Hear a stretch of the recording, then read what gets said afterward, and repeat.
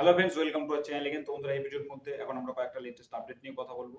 তো প্রথম যে আপডেটটা নিয়ে কথা বলবো সেটা হচ্ছে জিদ্দার বুমেরাং সিনেমাটাকে নিয়ে। তো তোমরা হয়তো এতক্ষণে জেনেই গেছো যে জিদ্দার বুমেরাং সিনেমাটা 10ই মে আসছে না, সেটা পোস্টপোন করে গেছে। কালকেই জিদ্দা অফিসিয়ালি একটা ভিডিও আপলোড করে জানিয়ে দিয়েছে যে সিনেমাটা 7ই জুন আসছে।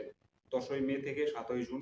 তোমাদের আমি আগেই বলেছিলাম যে সিনেমাটা যদি পেছাই, হাইস্ট 2 সপ্তাহ অবধি পেছাতে পারে। কিন্তু ঠিক আছে, 2 সপ্তাহের জায়গায় 1 মাস পিছিয়েছে। ভোটের জন্য পিছিয়েছে, সেটা সিনেমাটার জন্য খুবই ভালো একটা ব্যাপার। সিনেমাটা চাপের মুখে পড়তে হবে না। তো দেখা যাক এবার 10ই জুন আসুক। খুব একটা পেছোয়নি, আমি তোমাদের যেমনটা বলেছিলাম। 1 মাস মতো পিছিয়েছে। 1 মাসও নয়, 1 মাসের থেকেও কয়েকদিন কম।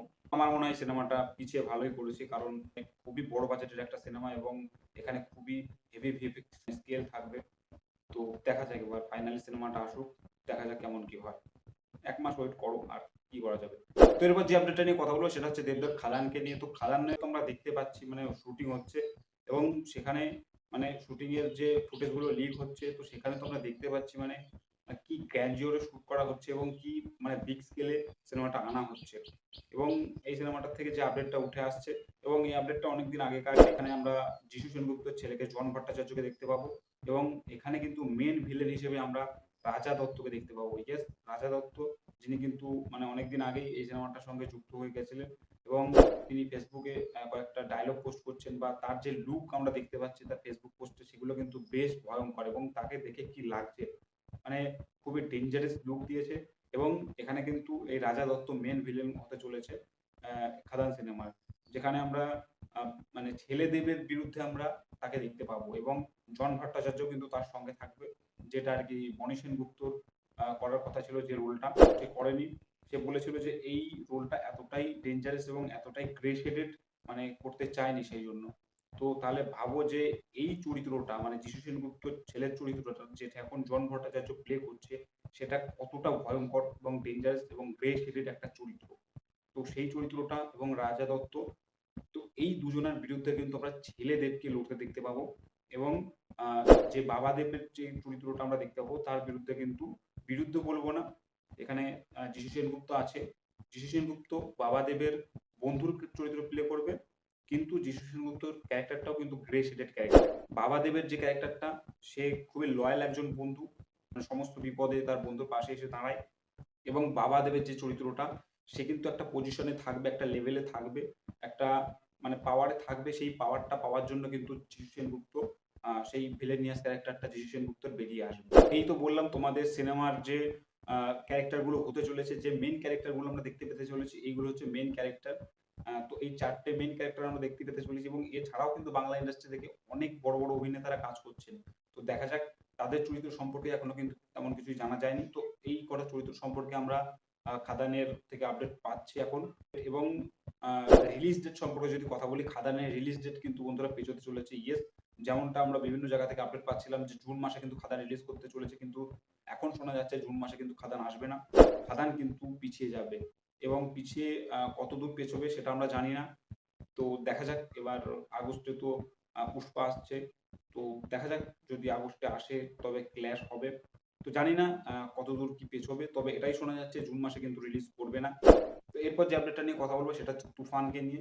ইয়েস, তুফান, যেটা রায়হান রাফি ডিরেক্ট করছে এবং এখানে এসভিএফ, চরকি, আলফা এআই, তো এই প্রোডাকশন হাউসগুলো যুক্ত আছে। তো এই আপডেটগুলো তোমরা অনেক আগেই পেয়েছো এবং এই সিনেমার মধ্যে আমাদের বাংলা ইন্ডাস্ট্রি থেকে মিমি সেনগুপ্ত যুক্ত হয়েছে, সেটাও তোমরা আপডেট পেয়েছো। তো এখন যে আপডেটটা উঠে আসছে সেটা যিশু সেনগুপ্ত কিন্তু এই সিনেমার ভিলেন হিসেবে যুক্ত হতে চলেছে। ইয়েস, এখনো পর্যন্ত অফিসিয়াল কোনো আপডেট নেই, ভেতর থেকে যে আপডেটটা উঠে আসছে, আমরা কিন্তু এই সিনেমার ভিলেন হিসেবে যিশু সেনগুপ্তকে দেখতে পেতে চলেছি।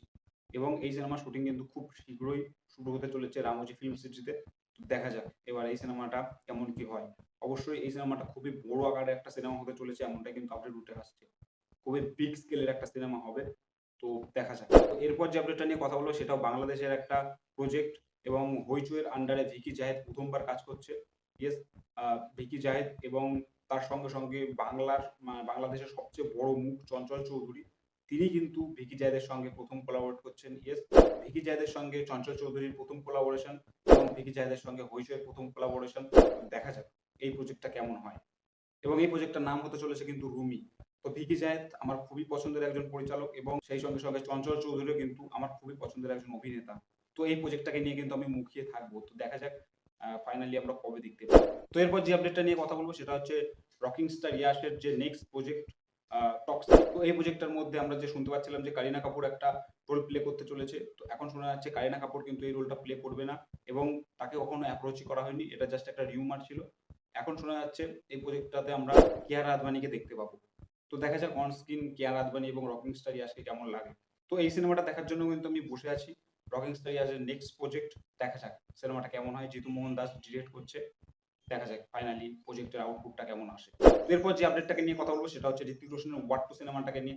তো এই সিনেমার মধ্যে কিন্তু আমরা জন আব্রাহামকে দেখতে পেতে চলেছি। ইয়েস, জন আব্রাহামের যে জিম ক্যারেক্টারটা যেটা আমরা পাঠানে দেখেছিলাম, পাঠানের মেন অ্যান্টাগনিস্ট জিম, তো তাকে কিন্তু আমরা ওয়াট টু তে দেখতে পেতে চলেছি। এবং শোনা যাচ্ছে যে ঋত্বিক রোশনের সঙ্গে যে তার বন্ধুত্বটা সেটা কিন্তু এখানে এক্সপ্লোর করা হতে পারে, এমনটা কিন্তু আপডেট উঠে আসছে। মানে যেমনটা আমরা পাঠানে শুনেছিলাম, যেখানে আর কি এক জায়গায় বলা হয়েছিল যে ঋত্বিক রোশনের যে ক্যারেক্টারটা কবির এবং জনের যে ক্যারেক্টারটা জিম, তো তাদের দুজনের মধ্যে কিন্তু একটা অসাধারণ বন্ধুত্ব ছিল। তো সেটা কিন্তু আমরা এখানে দেখতে পেতে চলেছি, এমনটা কিন্তু শোনা যাচ্ছে। তো এটা যদি হয় সেটা কিন্তু খুবই একটা ভালো বিষয় হবে, কারণ ঋত্বিক এবং জন যদি এক ফ্রেমে আসে সেটা কিন্তু দেখতে একটা আলাদাই লেভেলে লাগবে। মানে ঋত্বিকের যা ফিজিক্স এবং জনের যা ফিজিক্স, জাস্ট কল্পনা করো তারা বিগ স্ক্রিনে দুজন হেঁটে আসছে, জাস্ট একটা কল্পনা করো। তো দেখা যাক এবার কি হয়। যদি আপডেটটা সত্যি হয় তো সেটা কিন্তু খুবই বড় একটা ব্যাপার। তো দেখা যাক। তো বন্ধুরা এই ছিল এখনকার আপডেট। তুমি কোন সিনেমাটার জন্য অপেক্ষা করে আছো সেটা অবশ্যই কমেন্টে জানাও। আমাদের চ্যানেল নতুন থাকলে অবশ্যই চ্যানেলটা সাবস্ক্রাইব করো। ভিডিওটা ভালো লাগলে লাইক করো, কমেন্ট করো, নিজেদের বন্ধু-বান্ধবের সঙ্গে শেয়ার করো।